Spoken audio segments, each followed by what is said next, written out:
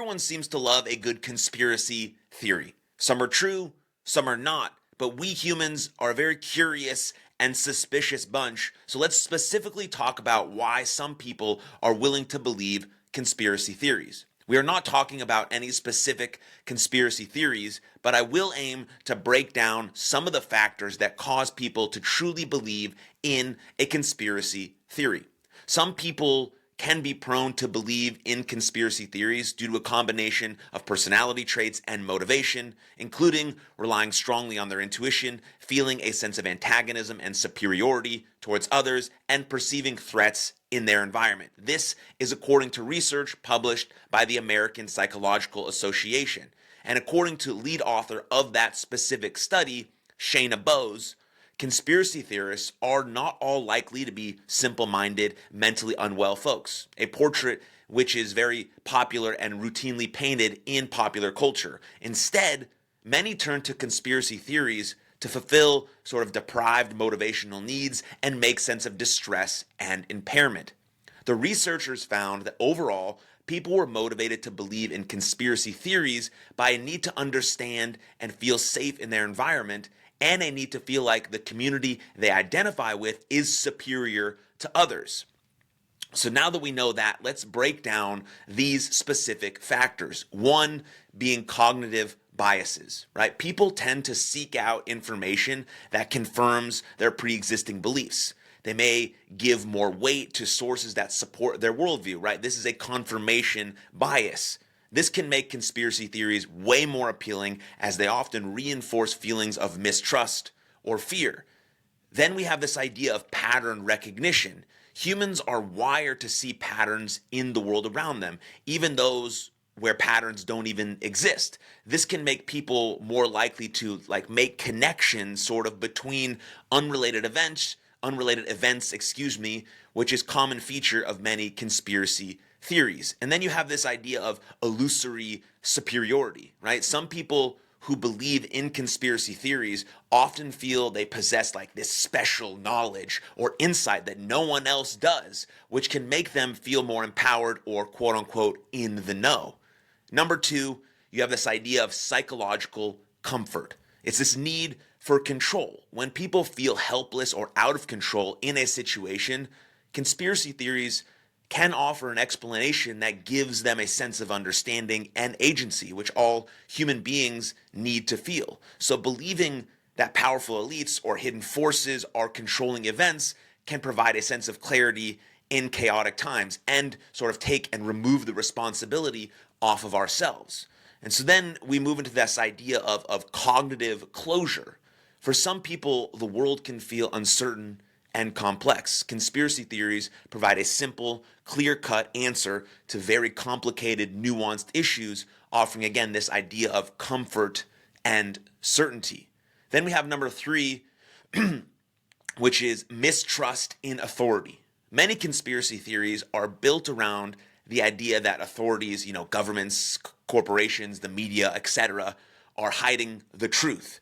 People who have low trust in institutions or have experienced corruption or abuse of power may be more inclined to believe these theories as a way to make sense of their distrust, right? Historical events have contributed to widespread mistrust of the government, which can make conspiracy theories even more attractive, right? Then you have number four, which is social influence and group identity.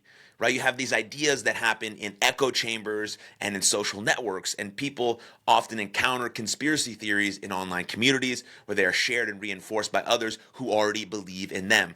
These spaces can create this group think mentality where believers feel validated by others in their circle, because every human being needs to feel a sense of belonging and community, and you can sort of find it in these echo chambers, which are the basis potentially for these conspiracy theories. And then you have the in-group, out-group dynamics, which are also important to the nature of human beings. So believing in conspiracy theories can create a sense of belonging to a special group that possesses secret knowledge, while those who don't believe are seen as uninformed or part of the out-group.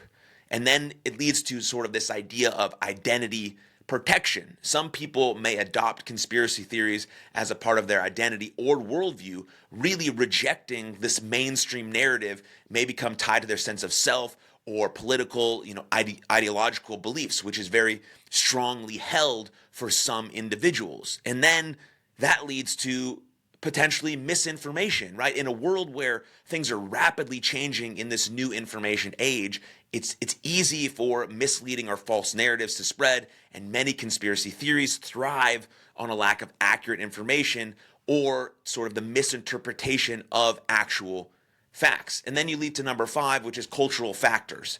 In some societies, certain conspiracy theories may align with broader cultural narratives about power and control. For example, in times of political or economic uncertainty, conspiracy theories may gain traction because they reflect fears or frustrations people feel in their daily lives, so it's easy to attract them into these conspiracy theories. And then, of course, you have historical context, which plays a part because some people believe in conspiracy theories because they are rooted in historical events or real world injustices, right? For example, conspiracy theories about government surveillance or manipulation can be connected to real cases of the abuse of power from the government or whatever they were trying to do. And so that leads to number 6, which is fear and anxiety. The world can be a scary and unpredictable place. We all know that to be true. And conspiracy theories often capitalize on these feelings of fear and anxiety.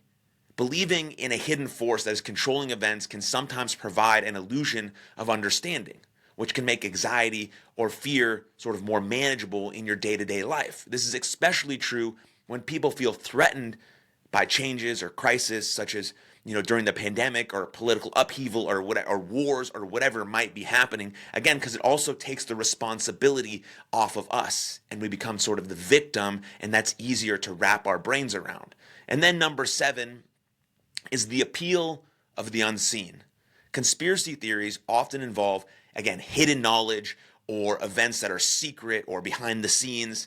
This sense of exclusivity can be alluring, especially for individuals who feel marginalized or disconnected from mainstream society or have been kicked out of mainstream society or feel like they're on the outside, whatever it might be that draws them towards this appeal of the unseen. And the belief that is one part of the small group who understands the truth can be empowering. There's a small minority who really understand the truth. They have the secret knowledge, and that's sort of the appeal of the unseen because no one else gets it. And so that's 7 sort of factors that might contribute to some people believing in conspiracy theories. And the researchers mentioned before also found that those who strongly believed in conspiracy theories were also more likely to be insecure, paranoid, emotionally volatile, impulsive, suspicious, withdrawn, manipulative, egocentric, and eccentric.